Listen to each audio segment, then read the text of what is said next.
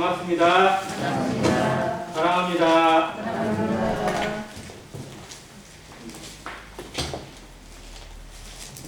짧으면 짧다고 할 수 있고 길면 길다고 할 수 있는 시간, 여러 생각을 들게 하는 지난 한 주를 보냈습니다. 기도해 주시고 또 섬겨 주시고 또 사랑으로 베풀어 주신 모든 것들에 주님께서 배나 복 주시기를 원하고, 또 이 기회를 통해서 더욱 주님의 마음을 배워가는 그런 시간이 되기를 간절히 원합니다. 오늘 베드로 후서 3장 말씀을 통해서 도움 받기를 원합니다. 베드로 후서 3장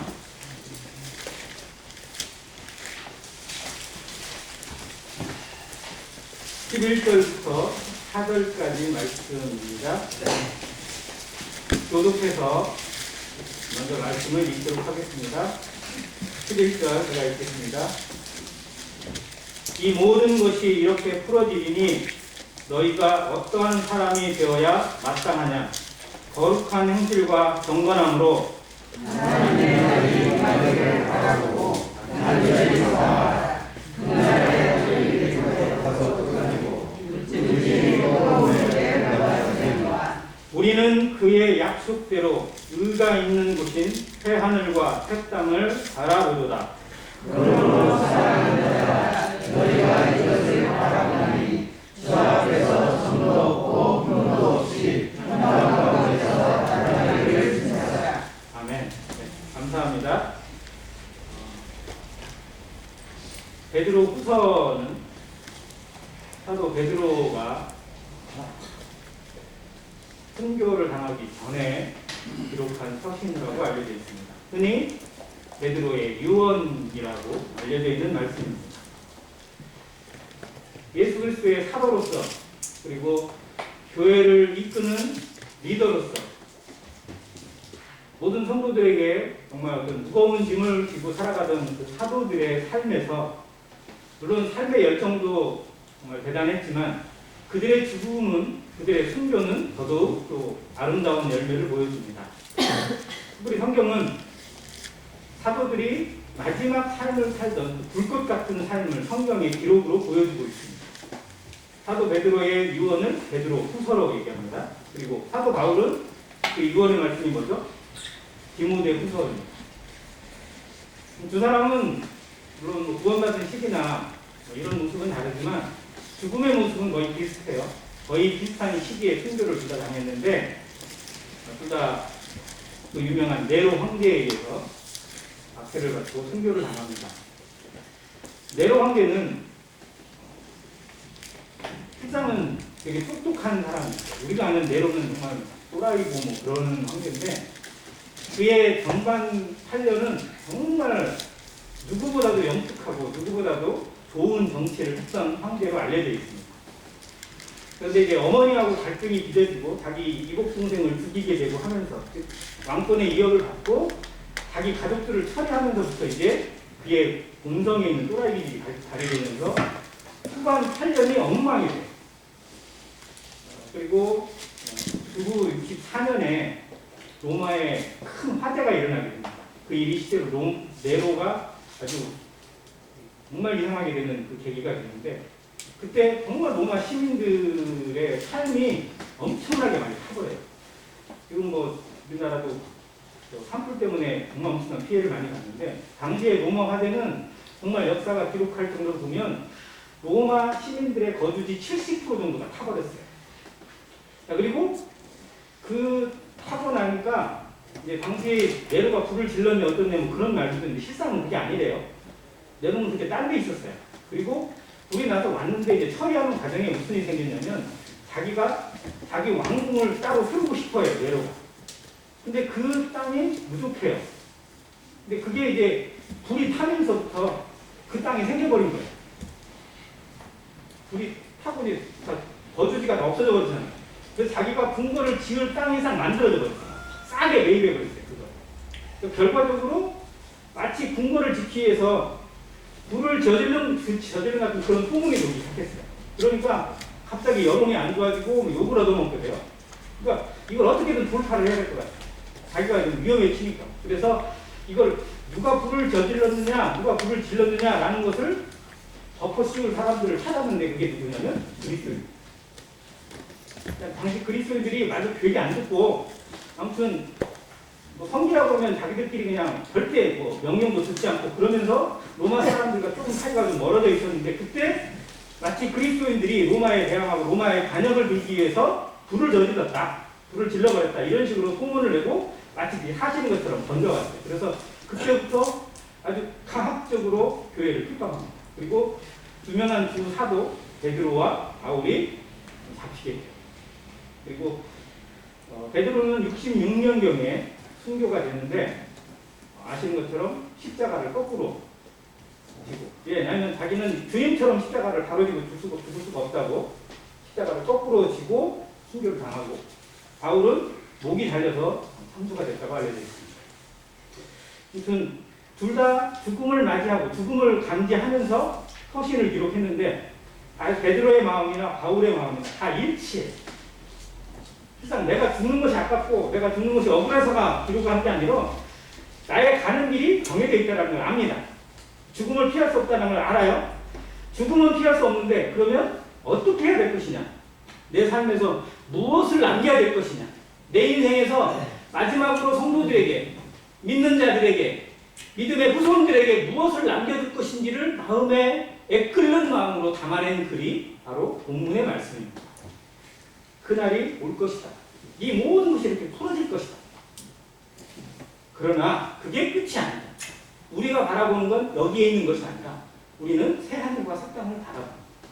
우리의 눈을 들어서 새하늘과 새 땅을 바라보는 성도의 삶으로 세상이 어떻게 흘러가든 어떤 모습으로 살아가든지 너희들에게 변치 않는 것을 지키라는 말씀으로 이 교훈의 말씀을 주고 있습니다. 그러면서 거기에 계속해서 바라보라는 표현을 주고 있습니다. 12절에도 그렇고요, 13절에도 그렇고 14절에도 역시 마찬가지입니다.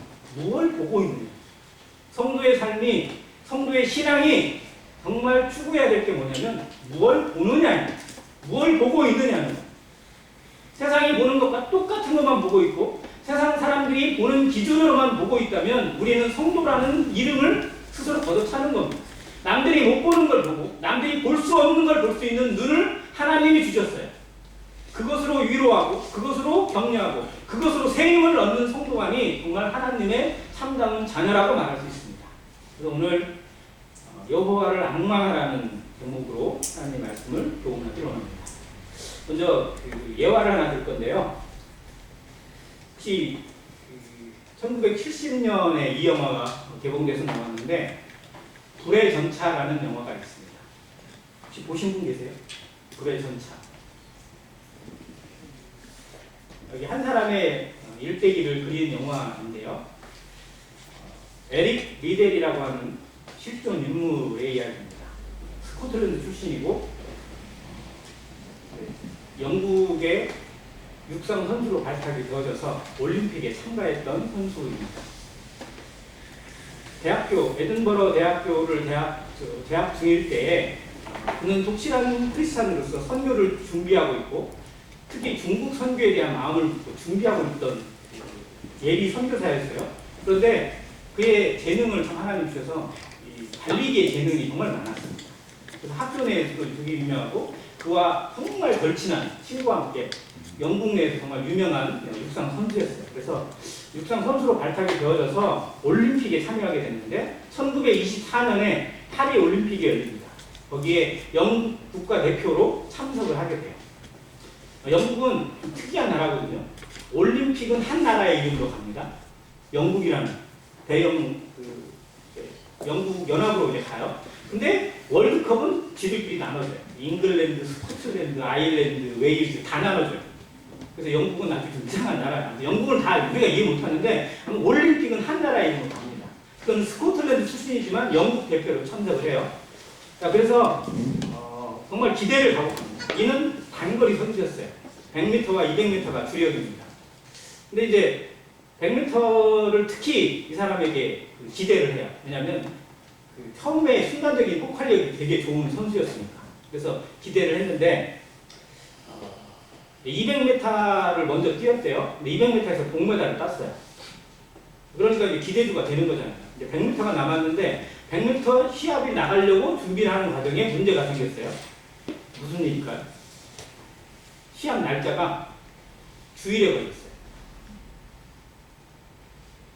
올림픽을 나간 선수가 주일이 뭔 상관이겠어요, 솔직히. 안 그런가요?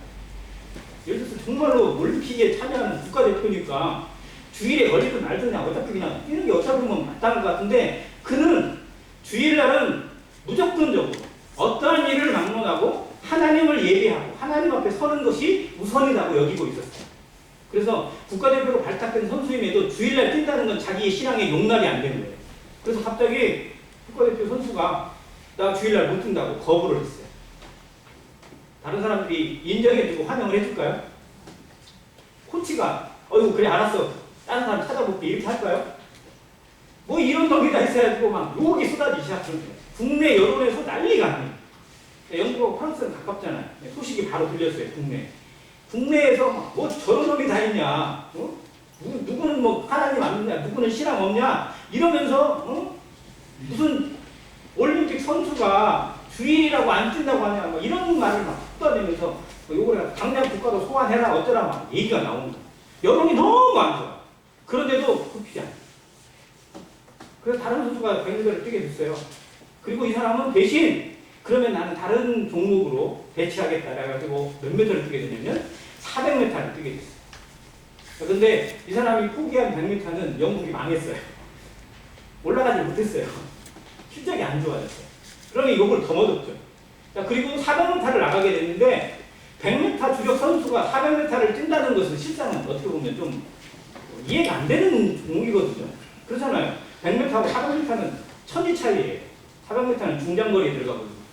그런데 예선에서부터 아주 이상하게 당연히 예선에서 떨어질 줄 알았는데 예선에서 올라가. 준결승에도 올라가고 결승까지 올라가고. 참 신기한 운이 좋다. 뭐 이런 식으로 얘기되면서 결승에 막상 올라가 보니까 결승에 있는 선수들이 정말 세계 기록 보유자들 뭐 이런 선수도 꽉 차 있어요. 가지고 결승에 가면 너는 꼴등이 나겠다 뭐 이런 식으로 이제 별로 기대도 하지 않았어요. 그런데 결승이 열리는 그날 이제 결승을 섰습니다. 8명의 선수가 섰는데 출발이 울렸어요. 그러면 400m 선수가 뛰면 전속력으로 뛰어야 될까요? 아니면 힘을 조절하면서 뛰어야 돼요? 조절해서 가야 되죠. 근데 얘는 혼자 막 치고 나가는 거예요. 100m를 뛰는 것처럼 뛰는 거예요. 그러니까 누가 봐도 쟤 미쳤나 보다. 착각했나 보다. 400m가 아니라 100m인 줄 착각하고 뛰는구나. 100m 뛰는 것처럼 막 전속력으로 뛰어요. 그리고 그렇게 또 200m까지 가는 거예요. 그러니까 쟤다가 쓰러지게 생겼다. 보니까 폼도 벌써 힘이 빠진 것 같고 막 그래요. 그런데 이상한 일이 벌어진 게 200m를 넘어서는 또 이 사람의 달리는 폼이 바뀌었어요. 육상 선수가 100m를 뛰거나 400m를 뛰거나 육상 선수는요 고개를 절대 위로 쳐들면 안 돼요. 항상 고개 숙이고 앞에 보고 가야 되거든요. 근데 갑자기 고개를 위로 묵 들고 위를 보면서 뛰는 거예요. 뭔가 좀 이상하잖아요. 자, 사진이 있어요. 이게 실제 파리 올림픽 결승전에 이 에릭 리델이 결승선을 통과하기 직전의 사진입니다. 이 실제 사진이에요. 그거 어떤 모습으로 뛰고 있어요? 마치 위에를 보고 있어요. 뭔가 좀 저 위하고 마치 이야기하듯이 그런 느낌으로 달리고 있어요. 이게 200m를 통과하면서부터 400m까지 이런 자세로 뛰었다고 합니다. 그리고 몇 등으로 들어왔을까요? 1등. 그것도 세계 신기록. 지금은 400m 세계 신기록이 뭐 대단한 기록이 많이 있지만 이때 당시에 이 사람이 기록한 기록이 남아있는데 47초 12의 기록으로 들어왔어요. 47초 12. 당시에 40초대로 뛰는 것도 실제로는 엄청나게 힘든 일이었다고 합니다. 왜냐면요, 한번 보세요. 이게 유니폼이에요, 이게. 런닝셔츠잖아요, 이거. 그리고 신발을 제가 사진으로 봤거든요. 꼭 무슨 고무신같이 생겼어요, 신발이. 운동화도 그런 운동화가 따로 없고, 트랙은 흙바닥이에요. 그러니까 모든 조건이 지금하고는 천지 차이거든요. 100m를 11초대에 뛰는 것도 어려운 시절이었어요. 그런 때에 1924년에 세계 신기록으로 우승을 해서 금메달을 따왔어요. 사람들이 뒤집어져. 야, 내가 100m 포기할 때만 해도 정말 욕 바가지도 넣고 정말 그냥 하나님을 욕먹이는 사람인 것처럼 이렇게 여겨졌는데 얘는 정말 신앙이, 얘는 진짜 하나님의 사람이구나. 그러면서 막 국가에서 막 영웅이 되어버렸어요. 그리고 국가에 돌아왔는데 24년에 돌아오니까 막 차량에 올려가지고 뭐 이렇게 퍼레이드도 하고 막 사람들이 환호하고 막 이렇게 했어요. 그런데 그 자리에서 발표하기를 뭐라고? 오자마자 국가에 들어와서 인터뷰하고 이렇게 할 때 발표를 했어요. 나는 금메달리스트고 국가에 영광을 끼쳤지만 내가 정말 하고 싶은 일은 하나님의 복음을 전하는 일이다. 나는 이제 국가대표를 은퇴하겠다. 그 나이에 23살이에요. 그때가 한참 선수로서 명성을 날릴 수 있고 그 다음 올림픽도 기대할 만한 선수인데 은퇴하겠다는 거예요. 그래서 뭐 하겠다고? 선교하겠다는 거예요. 그리고 그 다음 해 24년에 올림픽 금메달 따고 1925년에 중국으로 갑니다. 중국에 가서 선교를 시작해요.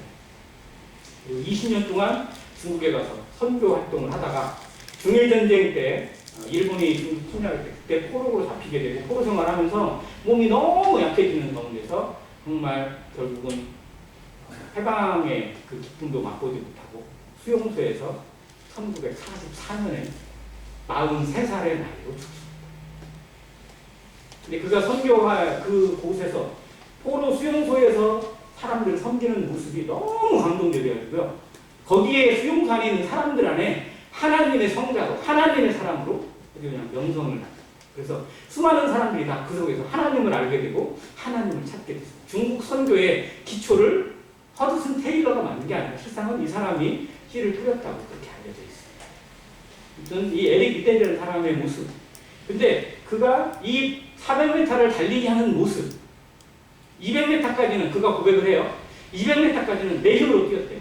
내 가진 힘을 전부 다 짜내서 뛰었다는 거예요. 그리고 그 뒤는 하나님께 맡겼대요. 나를 여기에 이르셨고 내 신앙으로, 하나님 앞에 대한 신앙으로 이 종목을 뛰게 하신 하나님 앞에 맡기고 정말 200m는 자기의 모든 힘을 다해서 뛰었고요. 나머지 200m는 하나님이 위에서 주시는 힘으로 뛰었다고 고백을 했습니다. 그래서 그의 얼굴 자세가 다른 사람들은 안 보고 오직 하나님만 보는 자세. 우리가 이걸 뭐라고 그러죠? 하나님만 바라보는 거? 앙망이라고. 앙망하는 자세로 달리기를 했습니다. 그리고 그 결과를 하나님이 주셨어요. 그의 모습을 보면서 우리 삶에서 배워야 될 한 가지 단어, 앙망이라는 단어를 같이 묵상하게 합니다. 여호와를 앙망하라. 너무 잘하는 말씀이에요. 그런데 실상 우리 눈에 하나님만 보이나요? 하나님만 보길 원하시죠? 그러나 우리 눈이 오히려 하나님보다 다른 걸 더 많이 봐요. 다른 게 더 많이 눈에 들어오고 다른 것에 가려져서 하나님을 못 보는 때가 훨씬 더 많습니다. 우리가 맑은 하늘만 볼 수 있는 건 아니에요. 흐린 날도 있고 지금처럼 비가 오는 날도 있습니다. 그런데 태양은 있어요, 없어요? 항상 자리에 있어요, 없어요? 항상 있습니다. 태양은 항성이라고 해요. 옮겨지지 않아요. 내 눈이 가려질 뿐이고 구름에 가려질 뿐이고 먹구름이 막고 있을 뿐이지 태양이 없어지거나 사라지지 않습니다. 하나님은 언제나 항상 그곳에 계세요. 우리를 바라보고 계시고 우리에게 주목하고 계시고 우리를 눈동자같이 지키시는 분이세요. 다만 내 눈이 가려질 뿐이에요. 내가 안 보일 뿐이에요. 내가 딴 데 보고 있어서 헛짓거리 아니라고 하나님을 못 보는 것이지 하나님이 우리에게 관심을 끄시거나 우리에게 눈을 돌리시는 분은 절대 아니라는 사실입니다. 그래서 여호와를 앙망하는 것은 결국은 나를 돌아보는 내 눈의 시력을 회복하는 거고 내 마음을 회복하는 거고 내 중심을 회복하는 신앙의 단계라는 사실입니다. 앙망이라는 단어 지금 헬라어도 유명하고 히브리어도 유명한데요. 앙망이라는 단어하고 비슷한 단어가 앙모하다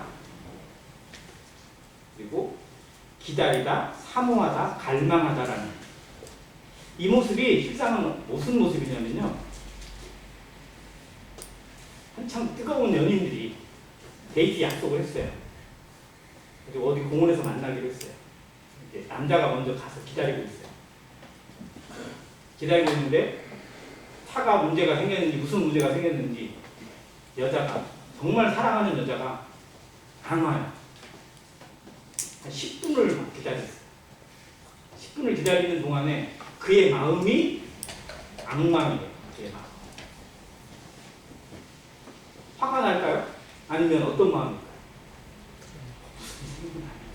그러면서 어디 오나 어느 쪽에서 오고 있나 어떻게 오고 있나 그걸 찾기 위해서 눈을 더 뜨고 집중해서 바라보고 있는 것이 악망이라고 합니다. 연인을 기다리는 마음으로, 내 정말 사랑하는 사람을 기다리는 마음으로 기다리면서 바라보고 있는 그 심정이 악망이래요. 우리 하나님을 어떤 마음으로 바라보고 어떤 마음으로 기다리세요? 하나님의 말씀을 대할 때, 말씀을 들을 때, 기도할 때 우리 마음이 이 연인을 대하는 마음처럼 뜨거워지기를 간절히 바랍니다. 그 마음으로 하나님을 만나고 그 마음으로 하나님을 찾게 되는 성도가 되기를 간절히 바랍니다. 그 마음을 우리 삶에서 회복하는 기회가 되게 해달라고 기도하시길 바랍니다. 자, 이 악망을 뜻하는 히브리어가 카바라는 단어인데요. 카바의 원 뜻이 뭐냐면 꼬아서 하나로 묶다라는 뜻이에요. 즉 연합하다라는 뜻을 이 카바가 가지고 있습니다. 즉 하나님과 내가 묶이는 거예요. 즉 하나님을 악망한다는 건 내가 하나님 앞에 연합이 된다는 거고 하나님 앞에 묶인다는 의미예요. 나를, 내 주권을, 내 소유권을 하나님께 내어 맡긴다는 의미예요. 이게 악망이에요. 그러니까 하나님 날 도와주세요, 이게 악망이 아니라 하나님, 나는 하나님의 것입니다. 하나님의 소유입니다. 하나님의 사람입니다. 내 인생은 하나님의 것입니다. 라고 고백하는 기도가 실상은 악망입니다. 자, 우리는 줄로 따지면 고래 심줄처럼 튼튼한가요? 여러분의 중심, 여러분의 마음은 고래 심줄에 비교될까요? 아니면 실에 비교될까요?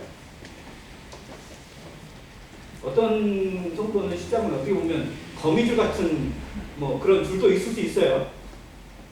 정말 그냥 손 대면 끊어질 것 같은 그런 연약함도 우리에게 있어요. 그러나 우리 중에 어느 누구도 고래심줄이나 쇠사슬처럼 강건한 신앙을 가지고 있다고 말할 수 있는 성도는 없습니다. 그러나 그 쇠사슬이 누구냐면 하나님이세요. 우리가 거기에 엮이기만 하면 돼요. 쇠사슬에 실이 엮어놨어요. 그러면 그 실은 끊어져 안 끊어져요? 그걸로 잡고 있어요. 실로 잡는 게 아니라 실상은 뭘로 잡는 거예요? 쇠사슬로 잡고 있는 거예요. 거기에 같이 묶여 있는 거예요. 이게 연합인, 이게 악망하는 것. 자, 전에 한번 사도행전 3장 구걸하던 사람에게 베드로가 바라보면서 했던 분의 말씀을 드린 적이 있는데, 그때 베드로가 그 사람에게 뭐라고 했냐면 우리를 보라고 했어요. 그리고 그 사람이 눈을 들어서 베드로를 바라봤어요. 그때 그의 심령 가운데 정말 변화가 나타났다고 했을 때 그 헬라어를 제가 말씀을 드렸습니다. 그 바라보다, 그가 바라보다라는 그 뜻의 헬라어 혹시 기억나세요? 무슨 헬라어, 세 글자인데 기억나세요? 에페코였습니다. 에페코라는 헬라어예요. 이게 바라보는, 그냥 보는 게 아니라 정말로 소원하면서 갈망하면서 눈을 들어 바라보는 거였어요. 이 에페코가 뜻하는 의미가 실제로 악망입니다. 그리고 그 에페코에 담겨져 있는 의미는 뭐냐면 포기하지 않는다라는 뜻이에요. 하나님을 바라보는 성도들의 눈은 하나님께 기도한다고 하면서 실상은 너무 쉽게 손을 놔요. 너무 쉽게 포기해요. 아닌가 보다? 이러면서 그냥 내려놔요. 이게 정말 하나님의 뜻인지 다시 한번 봐요. 정말로 바라보는 것, 악망하는 자세는 포기하지 않는다. 그것이 하나님의 뜻입니다. 내 뜻이 이루어지는 것이 아니라 하나님의 뜻이 이루어지는 것입니까? 포기할 수 없는 겁니다. 하나님은 역사는, 하나님의 말씀은 세상을 흔들고 우주를 흔들고 모든 것을 집어삼킬 수 있는 능력의 말씀이기 때문에 그 말씀 앞에 내 인생을 맡기는 것은 포기가 없고 흔들림이 없고 그리고 요동이 없습니다. 근데 우리에게 요동이 생기는 이유는 정말로 내가 악망하지 않고 있기 때문이고 내가 내 생각으로, 내 눈으로 바라보고 있기 때문에 그렇다는 사실을 다시 한번 생각합니다. 정말 내 눈의 시력을 회복하고 내 마음의 영안을 회복해 주셔서 우리의 눈이 세상에 있는 티끌을 바라보지 않고 오직 하나님만 바라보는 그런 삶이 되기를 간절히 바랍니다. 히브리서 말씀에 믿음의 주요 또 온전케 하시는 이인 누구를 바라보자? 예수를 바라보자고 했습니다. 어느 시대든지 누구에게든지 변하지 않는 진리는 예수 그리스도를 바라보는 자, 하나님을 앙망하는 자는 흔들리지 않습니다. 이건 시대를 뛰어넘어서 지역을 뛰어넘고 사람을 뛰어넘고 모든 것을 초월해서 하나님의 진리의 말씀입니다. 근데 그 말씀을 거꾸로 생각해 보면 흔들리고 요동하게 되고 그리고 넘어지게 되는 이유는 결국은 누구를 안 보는 거예요? 예수 그리스도를 안 보는 거고 하나님을 안 보는 것입니다. 자, 예수님이 바다 위를 실제로는 갈릴리 호수입니다. 호수를 밤에 폭풍 치는 가운데 걸어가셨어요. 그리고 걸어오시니까 귀신이 나가서 소리 지르던 제자들이 딱 보니까 예수님이 예수님 어떻게 물 위를 걸어오세요? 그러면서 놀랬어요. 그랬더니 베드로가 그때 정말로 담대하게 어떻게 했어요? 나도 걸어가게 해달라고 예수님께 요청을 했어요. 여러분 같으면 그렇게 요청할 수 있겠어요? 예수님이 걸어오시는 모습 보고 예수님 저도 물 위를 걸어서 예수님 만나게 해달라고 그렇게 할 수 있겠어요? 정말 베드로가 어떻게 보면 그런 면에서 참 담대하거든요. 그랬더니 예수님이 하신 말씀이 뭐예요? 오라예요. 오라. 네가 뭔 그런 말같이 하는 요구를 해? 이게 아니야. 오라. 네 믿은 대로 될 것이다. 오라고 했어요. 그래서 베드로가 그냥 오라고 하니까 물 위로 뛰어내렸어요. 배에서. 그랬는데 정말 어떻게 됐어요? 걸어가는 거예요. 정말 대단한 믿음 아니에요? 말씀에 순종했을 때 우리가 역사를 봅니다. 능력을 경험하게 됩니다. 내 말이 내가 믿으면 하나님의 영광을 보리라 하지 아니하느냐. 우리가 영광을 못 보는 이유 중에 정말 큰 건 뭐냐면 제대로 안 믿고 제대로 신뢰하지 않고 내 생각이 그대로 끼어있기 때문에 그렇다는 사실입니다. 베드로가 걸었어요. 정말 대단한. 자, 그러니까 베드로가 그 물을 봤을까요? 예수님을 봤을까요? 폭풍우를 봤을까요? 예수님을 봤을까요? 예수님을 봤습니다. 예수님의 말씀을 듣고 말씀에 의지해서 걸어갔어요. 그런데 갑자기 막 폭풍이 덮치고 바람이 거세게 불고 그러니까 갑자기 막 눈이 딴 데로 돌아갑니다. 우리도 정말 하나님만 바라볼 때가 있고 앙망할 때가 있고 눈이 다른 데로 돌아갈 때가 없지 않아 있더라고요. 다른 데로 돌아가는 순간에 어떻게 됐어요? 빠져가지고 똑같은 사람이 있어요. 예전에 베드로가 되어버렸어요. 우리의 신앙, 우리의 삶을 돌아보세요. 우리의 삶에 정말 뭔가 이룬 것 같고 뭔가 되는 것 같고 뭔가 채워져 가는 것 같은 느낌이 들 때도 있습니다. 하나님이 정말 내 삶을 뚜각뚜각 맞춰서 뭔가 완성해가는 느낌을 받을 때도 있어요. 정말 우리의 삶으로 바닷가를 걸어가는 것처럼 저 하늘을 향해서 공중에 걸어가는 느낌, 세상에 땅을 걷는 느낌이 아니라 하나님과 함께 동행하는 그런 느낌을 받을 때도 있습니다. 말씀의 경험을 통해서 영광을 통해서 하나님의 영광에 동참하고 그 영광의 자리를 직접 목격하는 듯한 정말 기쁨이 충만한 순간을 우리에게 주십니다. 그런데 순간에 또 잃어버려요. 주님을 놓치면, 하나님을 놓치면, 우리의 눈이 다른 곳에 돌아가기 시작하면 우리는 똑같아집니다. 예전에 내 본성이 나오고 내 생각이 나오고 그것이 나의 삶을 집어삼켜서 다시 나를 넘어지게 만들고 다시 무너지게 만드는 것을 또 봅니다. 그런 것이 우리의 인생, 성도라 할지라도 그 육신의 본성을 이겨낼 수 있는 사람이 없기 때문에 우리에게 주시는 말씀은 이 한자가 우리의 걸 버려두는 오직 하나님만 바라보라고. 마지막 때가 가까이 왔어. 마지막이 가까운 걸 알면 알수록 더욱더 눈을 들어서 하나님만 바라보라고 얘기합니다. 여호와를 앙망하라. 오직 여호와를 앙망하는 자는 새 힘을 얻으리니 독수리가 날개치며 올라가는 것이요 달려가도 피곤하다. 걸어가도 피곤치 아니하리라. 새 힘이 우리에게 있는 새로운 에너지. 배고픈 사람이 허기져서 며칠 굶어가지고 정말 도저히 밥숟가락 한 숟가락 뜰만한 기력도 없는 사람이 음식을 먹었을 때, 새로운 양식을 먹었을 때 새의 힘을 얻는다고 흔히 표현합니다. 근데 우리가 얻는 힘, 성도가 얻는 이 새 힘은 차원이 다른 거예요. 그냥 밥을 먹어서 맛있는 고기 먹고 뭐 맛있는 거 먹어서 얻는 힘은 어떻게 보면 육신의 힘에 불과합니다. 그런데 그것도 정말 우리에게 대단한 거잖아요.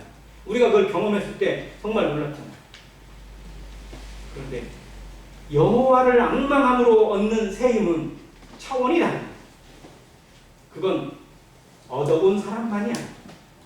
경험해본 사람만이 고백할 수 있는 살아있는 하나님의 능력입니다. 성도들은, 믿음의 선진들은 그 힘으로 살았습니다. 그 힘으로 살았고 그 힘으로 자기를 드렸고 그 힘으로 죽었습니다. 그들을 살게 하고 그들을 움직이게 만들고 그들을 죽음을 두려워하는 자로 만든 것은 그들의 의지가 아니라 하나님을 바라보므로 하나님의 말씀이 그들 속에 역사하는 새 힘이었습니다.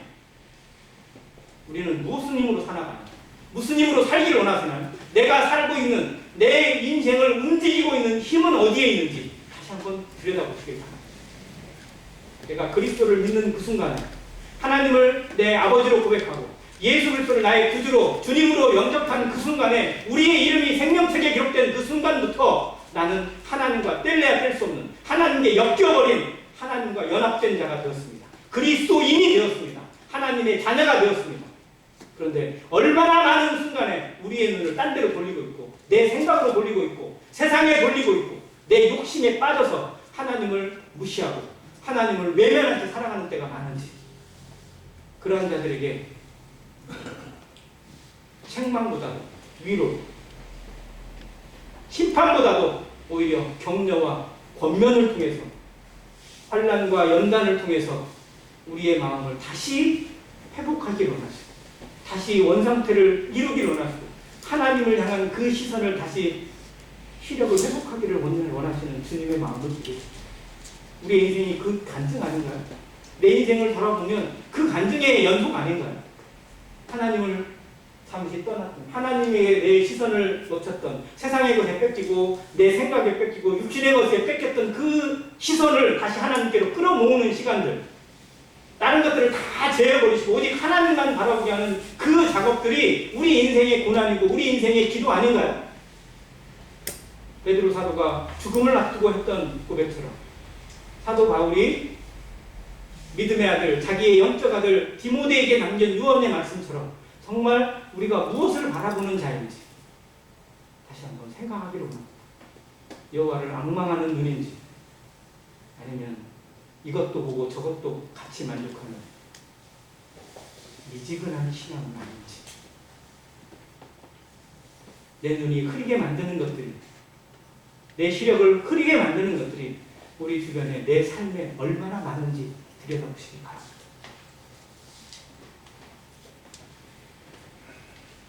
14절에 그러므로 살아가는 자들아 너희가 이것을 바라보나니 주 앞에서 점도 없고 흠도 없이 평강 가운데서 나타나기를 힘써요. 아버지가 자식을 앞에 놓고 유언의 말씀으로 남길 만한 말씀이 아닐까요? 내가 주님 앞에 다다른다고 생각하시고 내가 주님의 부르심을 받고 떠난다고 생각하고 가정하고 내 자녀들을 모아놓고 유언의 말씀을 남긴다면 무슨 말씀을 남기고 싶으세요?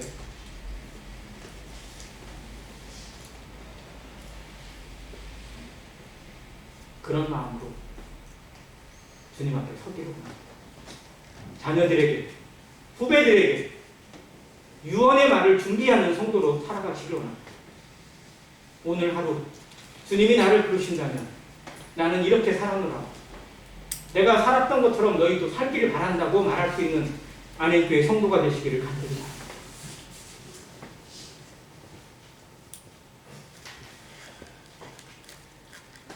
신앙은 힘으로 이기는 것이 아니라 눈으로 이기는 것이라 말하고 싶습니다. 세상을 보는 눈의 시력이 아니라 하나님만을 바라보는 영안의 시력을 회복하는 것입니다. 계시록 3장 마지막 교회에 해당하는 라오디게아 교회가 있는데 라오디게아 교회에 3가지 처방을 내립니다. 그 중에 하나가 무엇을 사서 눈에 바르라고요? 안약을 사서 눈에 바르라고 했습니다. 그 라오디게아 지역은 안약으로 되게 유명한 곳이에요. 원래 유명한 안약이 있고 그 안약을 모든 사람들이 다 집에 상비하고 가지고 있어요. 자, 그런데 그들에게 안약을 사서 눈에 바르래요. 그들에게 익숙한 거예요. 안약 눈에 안 돼. 왜? 그들은 눈이 안 좋으니까. 이 실제로 눈도 실제로는 별로 안 좋거든요. 그러한 자들에게 안약은 익숙한 단어예요. 그런데 그 안약이 진짜 무엇을 의미하는지 그리고 그것을 눈에 바르는 것이 무엇을 생각하는지 성도들에게 하나님이 들려주십니다. 우리가 하나님을 말씀을 들을 때 나에게 무엇이라 말씀하시는지 그 뜻을 분별하고자 하는 기도가 있어야 됩니다. 로마서 12장 1절과 2절에 마지막 시대를 구원받고 성화되어지고 성화의 삶을 살아가는 성도들에게 정말로 사도가 권하는 하나님이 권하시는 것이 뭐냐면 그러므로 형제들아 내가 하나님의 자비하심으로 너희를 권하노니 너희 몸을 하나님이 기뻐하시는 거룩한 산 제물로 드리라. 이것이 너희가 드릴 영적 예배니라. 그리고 2절에 너희는 이 세대를 본받지 말고 이 세상을 본받지 말고 이 사람들을 본받지 말고 세상의 풍조를 따르지 말고 오직 마음을 새롭게 함으로 변화를 받아 하나님의 선하시고 기뻐하시고 온전하신 뜻이 무엇인지 분별하도록 하라고. 마음을 새롭게 하는 것. 마음을 새롭게 하는 것이 10장은 무슨 표현이냐면요. 날마다 세수하는 거예요. 아침에 일어나서 세수합니다. 어디 갔다 와서 세수합니다. 먼 일을 겪고 나서 세수합니다. 왜 세수하죠? 씻어내는 겁니다. 우리의 눈에, 우리 얼굴에 뭔가가 끼어있기 때문에, 뭔가가 묻어있을 수 있기 때문에 그걸 씻어내는 겁니다. 새롭게 하는 거예요. 우리 삶이 이 새롭게 함을 늘 경험하고 이걸 실천하는 성도의 삶이 되어야 됩니다. 이것이 기도입니다. 이것이 말씀입니다. 말씀을 읽는 이유가 뭐예요? 기도하는 이유가 뭐예요? 우리 마음을 새롭게 하기 위해서입니다. 하나님과의 관계를 흐트러뜨리는 다른 것들을 제하기 위해서입니다. 내 눈을 주님을 앙망하는 데서 흐리게 만드는 다른 것들을 제거하기 위해서 오직 하나님만 바라보는 신앙을 첫사랑을 회복하기 위해서 말씀을 듣고 말씀을 읽고 묵상하고 기도하는 것입니다. 지식을 얻으려고 누군가에게 자랑하려고 하는 게 아니라 하나님과의 관계가 어떻게 회복되고 있는지 말씀을 읽었는데도 회복이 안 된다면 내가 말씀을 잘못 읽은 겁니다. 말씀을 잘못 들은 겁니다. 우리의 마음을 다시 열어서 하나님과 나의 관계가 다른 사람에 의해서 좌우되는 것이 아니라 오직 말씀과 기도에 의해서 좌우되어지는 성도, 말씀과 기도가 두 축이 되어져서 정말 견고하게 하나님을 향해서 나아가는, 진보하고 성숙을 이뤄가는 성도가 되시기를 간절히 바랍니다. 이것이 말씀이 우리에게 주는 유익, 기도가 우리에게 주는 능력입니다. 말씀을 읽고 기도하는데 말씀을 많이 알고 기도도 정말 많이 했는데 신앙의 성숙을 이루지 못하고 여전히 다람쥐 쳇바퀴듯이 그 자리만 맴돌고 있는 성도가 아니고 어린아이의 몸은 어리석은 성도가 되지 않기를 계속 점만 찾고 있는 그런 어린아이가 되지 않기를 간절히 바랍니다. 우리의 부르심은 골로새 3장에 있는 것처럼 어디에 있죠? 여기에 있는 것이 아니라 위에 있습니다. 너희가 하나님 앞에 부르심을 받았으면 어디를 찾으라고요? 위의 것을 찾으라고.